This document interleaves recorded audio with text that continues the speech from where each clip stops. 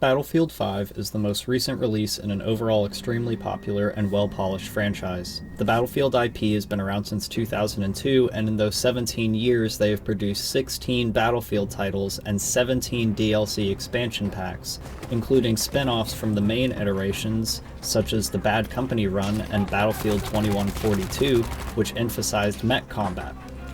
In more recent history, however, DICE and EA saw major critical and financial success with Battlefield 4, a Battlefield take on modern combat, and Battlefield 1, a return to World War I, which in my opinion is the best game in the franchise. Naturally, with such a good track record, it almost came as a surprise when the sales and critical success of Battlefield 5 were nowhere close to the previous two entries. I say almost because EA couldn't pull a pizza out of the oven without charging everyone in the room $5 for that service, and their marketing was abysmal. Whose idea was it to put a disabled female soldier front and center during one of the most divisive and dividing political climates since Germany during World War II? Shit, it bent me out of shape enough to write a whole piece about keeping games free of politics, but I'm deciding to heed some of my own advice and keep my mouth shut. And that's what Battlefield 5 needed to do to make its money back. No swastikas so the Karens of the world weren't triggered, and some basic dudes with unique features, like the Irishman and German officer from the store packs were literally all the main characters of the campaign. So needless to say, Battlefield 5 didn't have very much hope going for it, but outside of the politics and controversy, how is the game, how much is it worth? Let's dive in and find out. Starting with the good, Battlefield 5 feels like a much more polished Battlefield 1. Most of the same intricacies of Battlefield 1 are carried over to 5 and improved upon. For example, you can no longer heal from 4 HP to full again without the assistance of a medic. You also have one self-heal per life that can also be restocked by a medic. In fact, the improvements made to the medic class are some of the highlights of this game for me, since that is my preferred class to play. You could say that I self-identify as a medic. When you heal a teammate, not only do you give them full HP, but you also give them another health pack so that they can heal themselves again.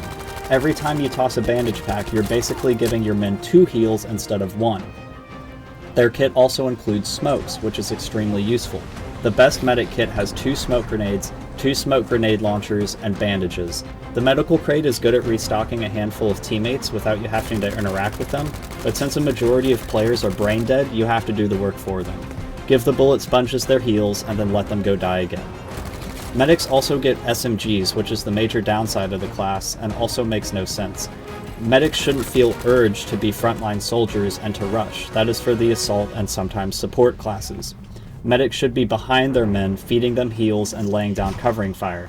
Medics should have DMRs and a couple of SMGs, whereas assault should have a majority of SMGs and shotguns.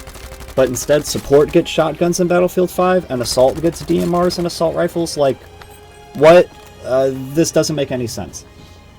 But I'm willing to let it slide. Another change I'm happy with are the inclusion of resupply crates that can be built around many objectives on the map. There are healing crates and ammo crates. The beauty of ammo crates is they fully restock your inventory, so you can destroy a tank as assault and get a full set of rockets and sticky dynamite back, snag more anti-tank mines as support, or more sniper decoys as recon.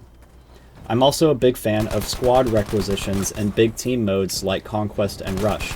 The squad leader can utilize all the points acquired by the entire squad to get reinforcements dropped on an objective, drop artillery to clear a zone, or drop a massive V1 or JB2 rocket onto a tank, being a pain in the ass. What I don't like is that you have to be squad leader to use these requisitions. I feel bad about being squad leader and being able to drop V2s because I feel as though I'm taking away a fun part of the game from my other squad mates. They typically don't seem to mind, and trust my judgment when it comes to using our points. I just wish there was a way for other squad members to utilize this feature.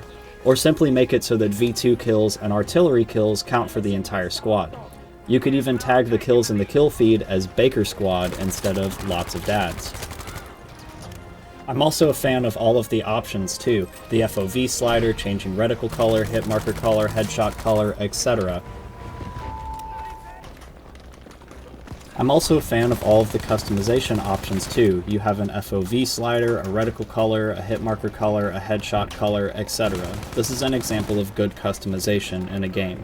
In Call of Duty, you don't have the same features and settings between ports of PC and console. Console is locked at 90 FOV, but you can go all the way up to 105 on PC, amongst other quality of life options that are not included with other first-person titles. Battlefield does a good job of making the PC and console ports close to the same and giving them the exact same setting choices that they prefer. Unfortunately, that's about where the good stops. The gunplay is fun and it feels very much like Battlefield, but it just lacks enough polish for me to consider it a good game, thus the title of the video. Moving on to the bad, or the bugs, the list of bugs encountered in this game is longer than a receipt from Walgreens or CVS Pharmacy. Every gun has a secret reload, which in reality is just a bug. Your left hand doesn't interact with the bullets, magazine, clip, etc. while you are sliding, so you can get effects that look like you toss a new magazine into your gun, or use the force to put a fresh set of bullets in your revolver. Sometimes the game doesn't read your inputs either. There have been hundreds of occasions where I'm tapping RB or spamming the D-pad to send heals to my boys, but it just doesn't do it. And when you're in the middle of fighting Nazis, every second counts. Also, there are instances where you will do a hurdle animation but won't go anywhere. Some of these are due to windows not being large enough for your player model to fit through, and other times it's just a bug. You hurdle a wall but end up on the same side you started on. Also, melee is excruciatingly inconsistent, but that's one of my favorite aspects of the game due to the kill animations. In Battlefield 1, prone enemies were instantly killed by melee and locked into a death animation even if their health was at 100. This has been a feature in Battlefield games since special melee animations were a thing, but in Battlefield 5 you can approach a prone enemy, swing your melee weapon, connect a hit, but are not entered into the kill animation. I can't tell you how many times I've tried to climb through a window and melee a man's head off, only to hit him for 55 damage and get sawed in half by his MG42 instead. It feels like they messed with something that didn't need to be messed with, and they didn't even do anything new with this mechanic. It's just broken now. And when I say they didn't change anything about melee, I mean it. There are still 3 classes of melee, light, medium, and heavy. All have different speeds and damage outputs. There are also melee kill animations I mentioned earlier that lock you and the enemy in place for an execution, if an enemy were to be killed by that melee strike. All of the execution animations are the exact same from Battlefield 1, except for new hand-to-hand animations that you only get when enemies are laying on their backs. So they added 3 new melee kill animations but broke an entire mechanic while they did it. 10 out of 10. Great job. I've also encountered AT mines not doing any damage to the vehicles it's attached to, invisible reloads, and the inability to revive squad mates despite holding X over their injured body. The last is the most infuriating by far, because if you're not juggling that person's weapon, you're not on the right height plane to revive them, and they bleed out in front of you while you're constantly grabbing their weapon, which you obviously don't want. Let me heal my boy, damn it. I don't want his gun, and I don't want to hold X and have nothing happen. Get him up. Lastly, I seem to encounter fishy players every so often on the battlefield. Players seemingly appearing out of nowhere, or I get reports from my squad mates that someone in the lobby is invisible. On top of this, there are also large parties of players that run the same clan tags and all miraculously end up on the same team together, instead of having Squad 1 on Team 1 and Squad 2 on Team 2. I've seen 9 players in a lobby with matching clan tags that got on the same team in Conquest multiple games in a row. That's 3 squads of 3 that all get match-made on the same team. That's fishy business if you ask me, especially when you consider that you don't have the option to change teams in Battlefield 5 like you did in previous entries. All of this information on my experiences is backed up by players and other large YouTubers that are describing this as a plague of cheaters. Apparently DICE's anti-cheat software is allowing some players to slip through the cracks. This is much worse on PC, but I wouldn't be shocked in the slightest to hear that I've played against hackers before on console. Another chronic annoyance is other players' reliance on the most overpowered weapons in their respective classes. Don't get me wrong, I like to give myself the best advantage possible when going into a gunfight, but when you see every level 50 support using the Lewis gun, every assault using the Ribby Rolls or Stormgewer, and every medic using the Thompson, you begin to forget that other guns even exist. I'm not sure whether this is due to the community at large being 10-year-olds that love to sit in corners with heavy NGs, or if this is DICE's fault by not incentivizing players to use diverse kits, but either way it's a chore to deal with the same 3 guns in every lobby. I'd be a lot less salty if I got sawed down by a Bren or clapped up by a 1918 Slebs ladder, but it's always just the usual suspects. In conclusion, don't pay full price for this game. There's a laundry list of bugs and glitches that you will encounter on a daily basis. The gunplay is good and everything feels like Battlefield, but these little inconsistencies and inconveniences make it hard for me to justify a $60 purchase.